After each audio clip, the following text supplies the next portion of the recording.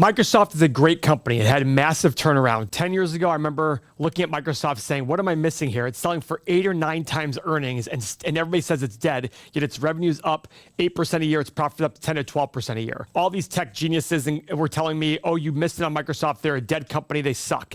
That is the point of value investing. You need to find companies where the perception is different than the reality. So I'm Paul. If you're new to this channel, I'm a value investor.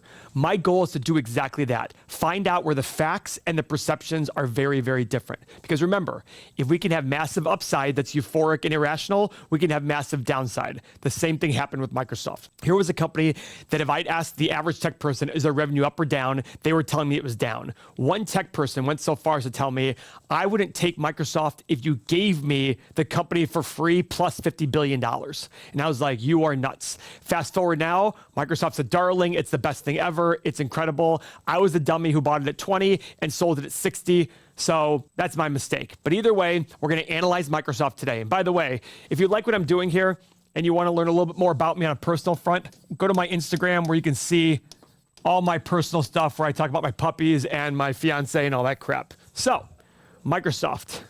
Tim laughed because I said all that crap. So Microsoft's down slightly today, 0.6%. But look at its high, 350 for the year. A year ago, within the last year, it was 350, a low of 243. So we're going to go through our 8-pillar process.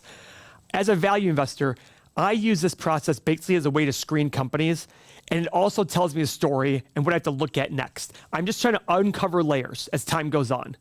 The more I learn, the less I fear. So the more I learn about a company, the less I'm going to fear my decision on it, whether it's to avoid it or to buy it. That is my goal for this channel. I want you to understand and I want you to learn more and find your own process, because the more you follow your own process, the less you'll fear as well. So, first pillar, we want the 5-year PE to be under 22.5. So on our main page, we go right here. 5-year PE, 42. That's an X. All right, pillar number 2. We want the 5-year return on invested capital to be greater than 9%. We go right over here. Like typical software businesses, very high, 18%. That's a massive check mark. Now, before we go to the next pillar, I want to show you guys the dividend is 0.9%. Very small, but it pays out $18 billion a year. Now, don't be the person who just believes the dividend is safe. You need to compare the dividend to their free cash flow numbers. So that's why we put it right above there. Their 5-year average free cash flow is $47 billion, and last year they did $65 billion. So they can easily afford this dividend. I want to see a dividend paid out of less than 50% of their 5-year average. So that's pretty solid there. Pillar number 3, very simple. I want revenue growth over the last 5 years. I don't care if it's $1. I just want revenue growth. So I go to our income statement. I go to the top here. 110 billion 5 years ago, 198 billion in the last 12 months. That's a check mark there. Pillar number 4, I want net income growth. Very simply, just $1 of profit increase.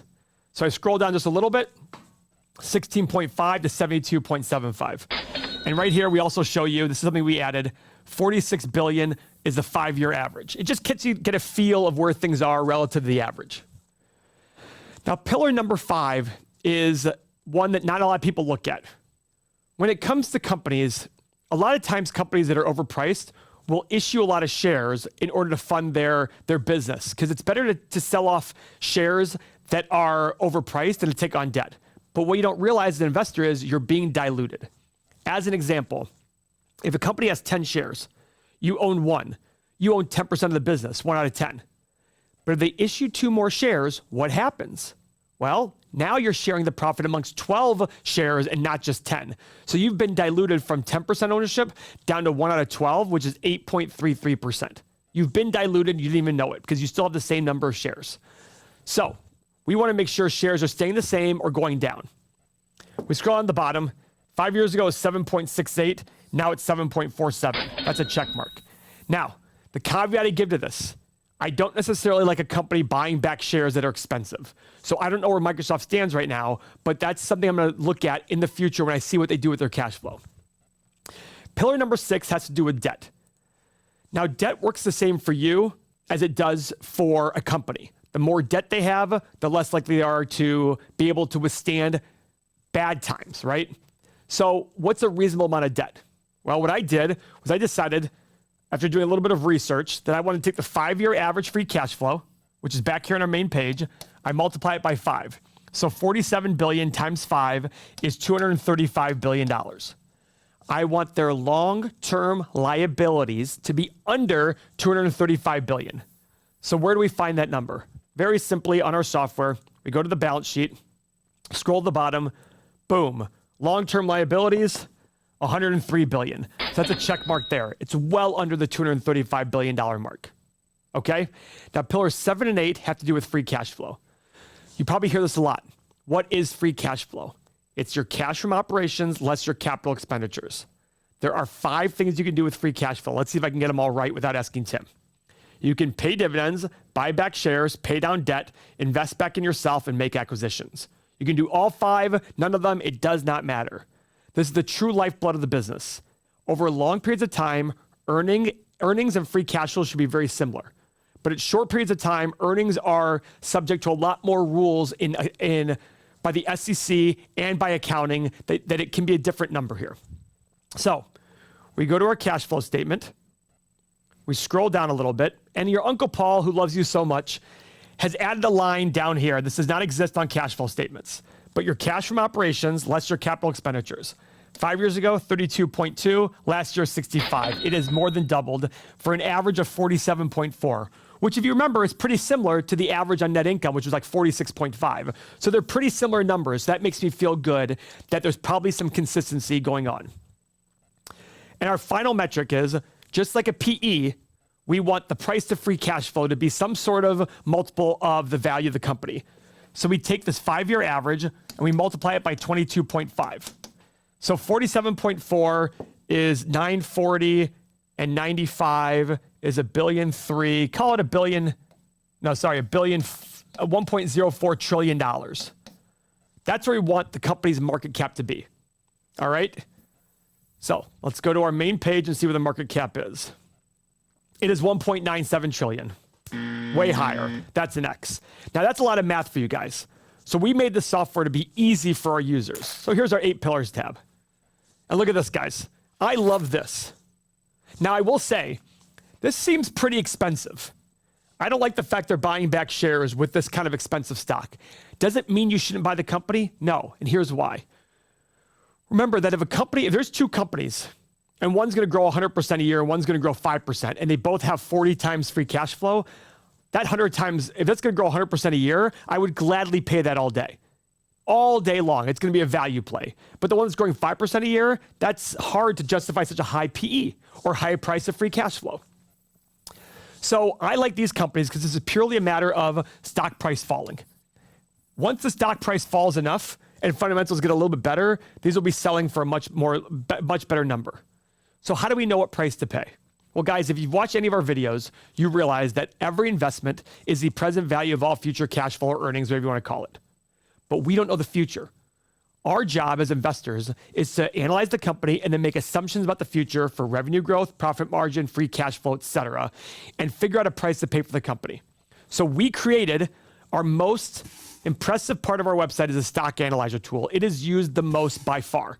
When I go into our community, I love seeing people take screenshots of their stock analyzer tool and say, hey, everyone, what do you think of my assumptions here? And a lot of times I'll comment and say, hey, I like your assumptions, or hey, I think you're being a little aggressive here and here's why. So what assumptions do we make? Well, one place we can start with is analyst expectations. So we have our analyst expectations tab right here.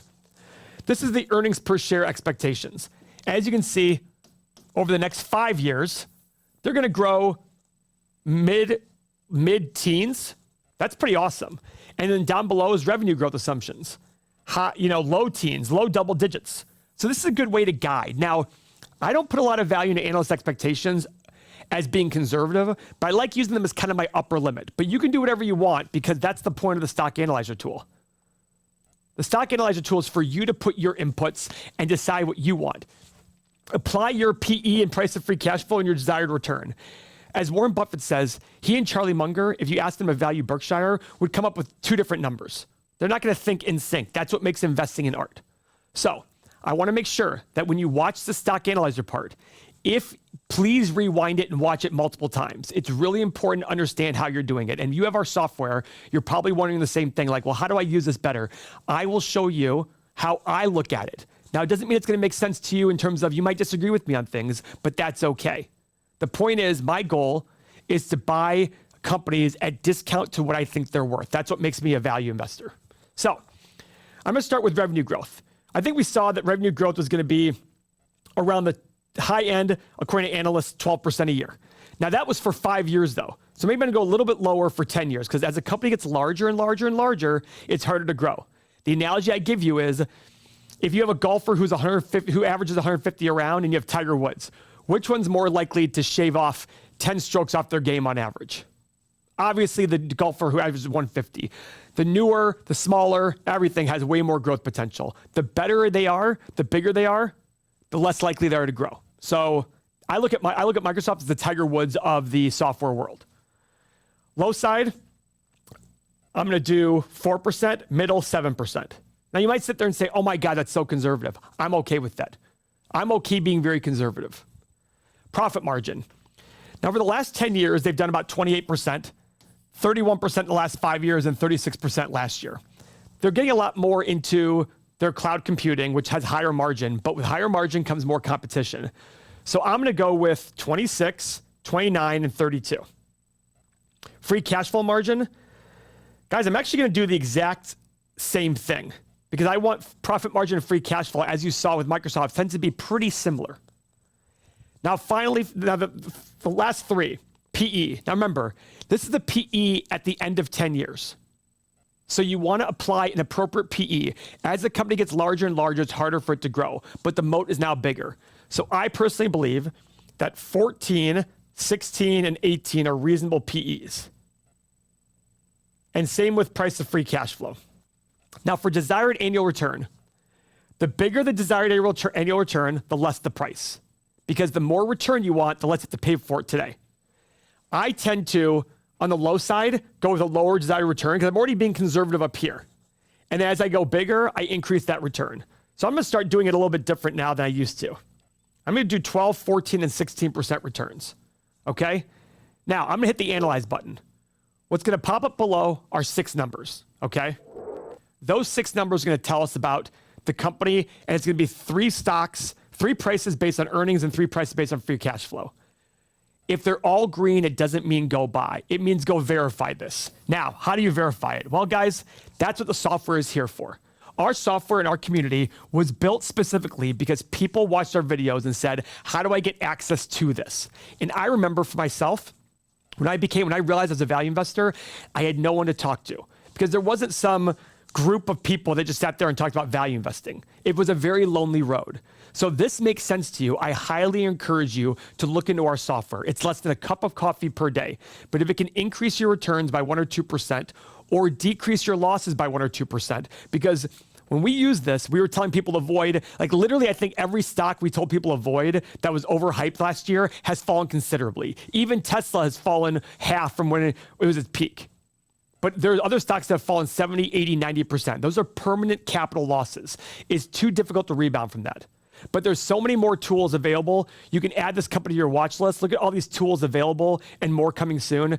Less than a cup of coffee per day. Go to everythingmoney.com, check it out. The community alone of thousands of people talking about investing make it worth it alone. So guys, that's the checkup on that one. So I hit the Analyze button. Boom. All right, it's expensive. 90 is the low side, 150 is the high side, 120 is the middle. You might sit there and say, Paul, 120, it's so far away. Guys, it was 350 just in the last year. And I do think stocks are overpriced. So I appreciate your time watching this video. Please watch our next video on 3 stocks that are 8 pillar stocks and how we evaluated them. Thank you very much. And please don't forget to subscribe to our channel.